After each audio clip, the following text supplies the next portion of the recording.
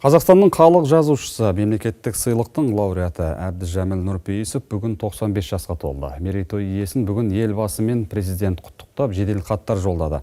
Қазақ әдебиетінің асқаралы биігі, ұлттық прозамызды әлемдік деңгейге көтерген жазушы бүгінде ұлт руханиятының абыз ақсақалына айналды.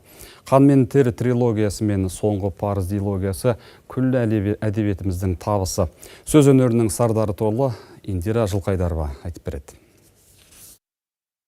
Халық жөнінде біз бәріміз үлкен кішіміз жазу керек. Халық жөнінде шаршамау керек, көп айту керек.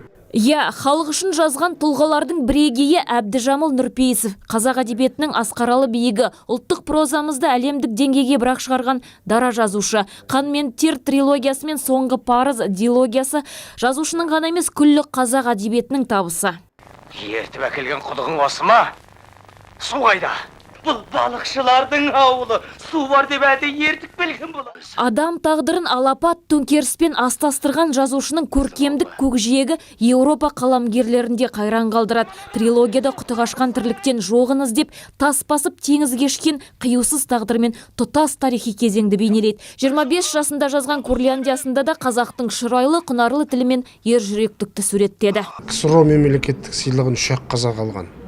3 қазақ алған, бірінші Мұхтар Әуезов болған, екінші Жұбан Молдағали болған, үшінші Әбдіжәміл ағамыз 95-ке келді, жоғарғы кеңестің депутаты болған. 2000 жылдардан бері бұл кісі енді Жұлдыз журналын басқарды. Бұл еңбектері өз алдына әдебиетші Әбдіжәміл Нұрпейісов бар өмірін арал проблемасына арнап келеді. Әбдіжәміл Нұрпейісов дегенде бізге әдетте арал елестейді. Табиғат жоқ болып кетсе, адамда ары қарай өмір сүре береді дегенге ешкімнің сенгісі келмейді.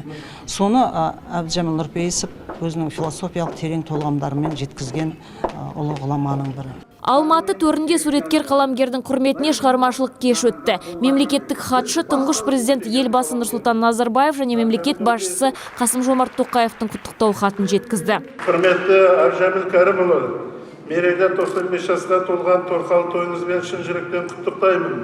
Көзі тірі классик, сөз өнерінің сардары, көрнекті қаламгер және қоғам қайраткері ретінде сіз ұлттық әдебиетіміз бен мәдениетіміздің дамуына, оның әлемдік деңгейде танылуына сүбелі үлесіңізді қостыңыз.